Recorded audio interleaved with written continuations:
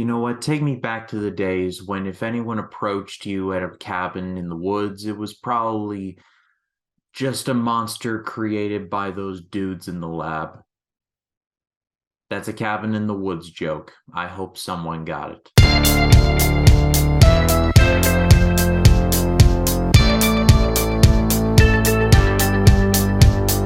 Hello, everyone. My name is Ryan Cam here with my brief, spoiler-free thoughts on Knock at the Cabin. This was directed by M. Night Shyamalan. We all know who he is.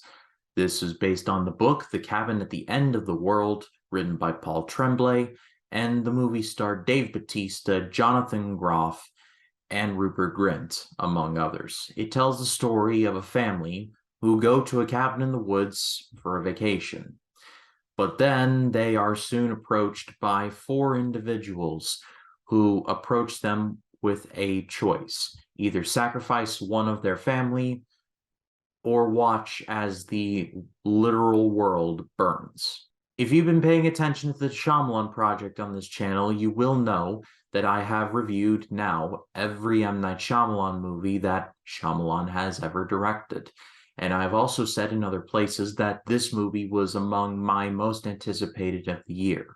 Every time that I saw the trailer, I got excited for it. And at first there was a little part of me that was thinking, yeah, they're kind of giving away the house a little bit, but trust me, no, they're not. And I was a bit wrong there.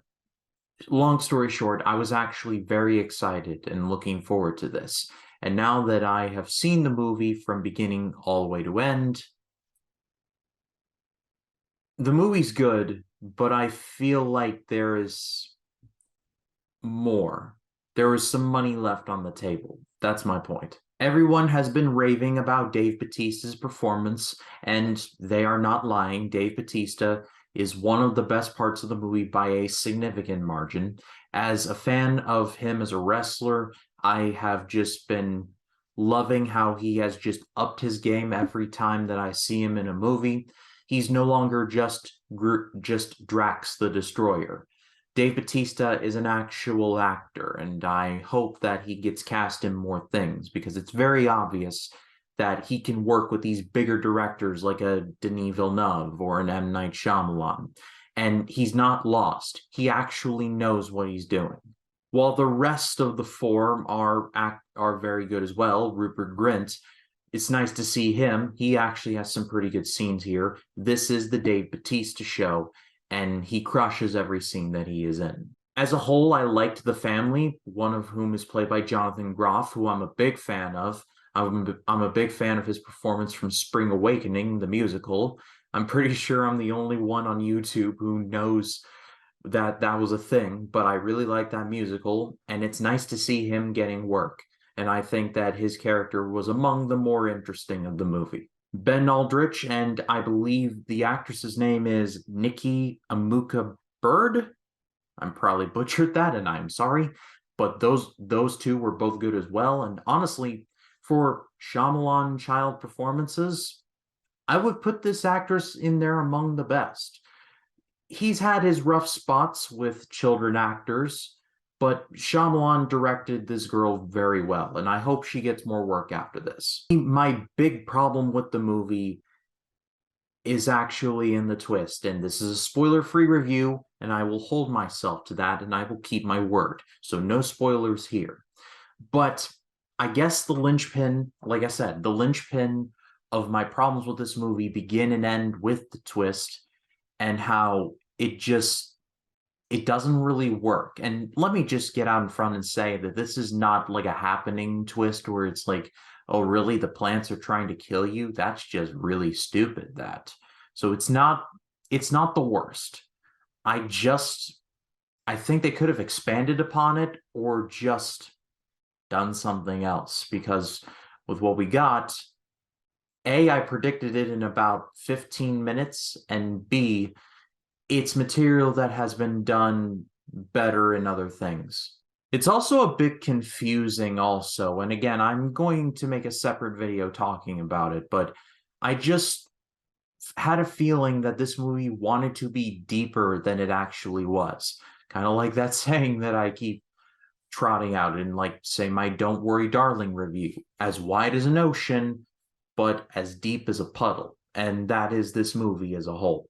Honestly, the suspense leading up to the reveal is honestly quite good. There are several scenes, and again, I won't spoil it, but let's just say there's a definite question in the air of, is the apocalypse really happening, or is this some kind of cult? The Ben Aldrich character is questioning them at every turn, saying like, "Oh, you all met online, those crazy bastards meet anywhere," and playing into that sort of thing, which is known to happen. You never got a definitive answer, A, what the movie was trying to go for, and B, you never knew if these people were actually believing their own hype or if they were just up to something a little more nefarious.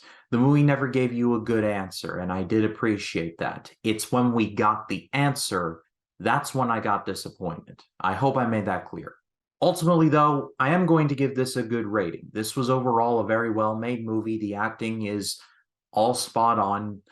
People are talking about the Shyamalan dialogue again, but I honestly didn't have the problem with the dialogue here. I thought most of it was pretty good, and there were genuinely moments where I was tensing up, so the movie did a good job there.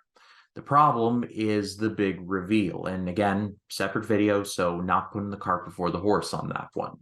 Like I said, the movie is trying to be deeper than it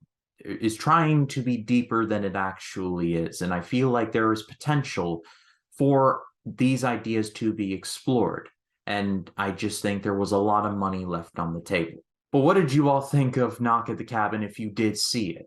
Leave your spoiler-free thoughts in the comments. I would love to read what you have to say. And again, I'm going to make a Knock at the Cabin ending explain video where I will do a dive into the twist there.